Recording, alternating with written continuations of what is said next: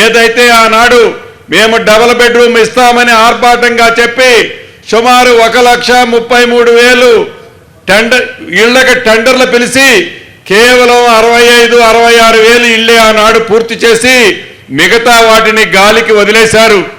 గడిచిన ఈ 9 నెలల్లో గౌరవ ముఖ్యమంత్రి గారి సూచనల మేరకు అనేక గ్రామాల్లో అసంతృప్తిగా మిగిలిపోయిన వేలాది ఇళ్లను ప్రజల సొమ్మును దుర్వినియోగం చేయొద్దని, బేషిషాలకి పోవద్దని ఆనాటి ప్రభుత్వం మొదలుపెట్టి ఫౌండేషన్ వేసి వదిలేసిన అనేక ఇళ్లని పూర్తి చేశాం.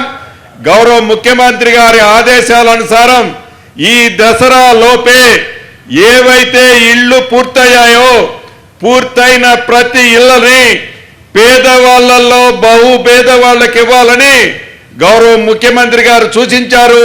దసరా పండగ లోపే రాష్ట్రంలో ఉండే 119 నియోజకవర్గాలలో ఇందిరమ్మ రాజ్యంలో కంప్లీట్ చేసిన ఇందిరమ్మ ఇల్లు ఏదైతే చేపట్టబోతున్నామో గత ప్రభుత్వంలో అసంపూర్తిగా వదిలేసిన ఇళ్లని పూర్తి చేసిన వాటిని ఈ దసరా లోపే మీకు కానుకగా ఇందిరమ్మ రాజ్యంలో అర్హులైన పేదవాళ్ళకి ఈ ప్రభుత్వం ఇవ్వటానికి సిద్ధంగా ఉంది.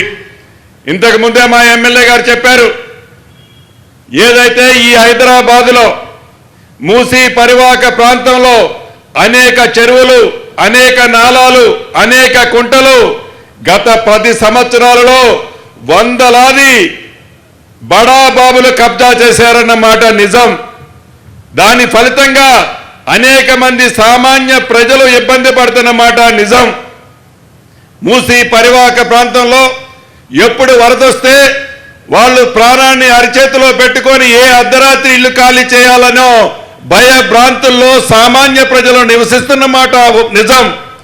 ఈనాడు రాజకీయాల కోసం, ఓట్ల కోసం మాయ మాటలతో వారు అధికారంలో ఉన్ననాడు ఏవైతే స్టేట్మెంట్లు ఇచ్చారో ఆనాడు ఎంఐయుడి మంత్రిగా ఉన్న కేటీఆర్ గారు అనేక వేదికల మీద అనేక మంది అఫీషియల్స్ సమక్షంలో ఎవరి ఇళ్లున్నా బుల్డోజ్ చేయండి అని చెప్పిన ఆ పెద్ద మనిషి ఆనాటి ఆ ప్రభుత్వం ఈనాడు ఇందిరమ్మ రాజ్యంలో పేదోళ్ళకి మంచి చేసే ఈ ప్రభుత్వంలో గౌరవ ముఖ్యమంత్రి రేవంత్ రెడ్డి గారి సారథ్యంలో ఈ మూసీని ప్రక్షాళన చేసి మంచి జీవితాన్ని పేదవాడికి అందించాలని తపనతో ఒక మంచి కార్యక్రమాన్ని చేస్తుంటే కేవలం రాజకీయ లబ్ధి కోసం, వారి స్వార్థం కోసం, వాళ్ళ తొత్తుల స్వార్థం కోసం ఈనాటి ప్రతిపక్షం వారు అధికారంలో ఉన్ననాడు ఏమి చేశారో వాళ్ళు మర్చిపోయారు.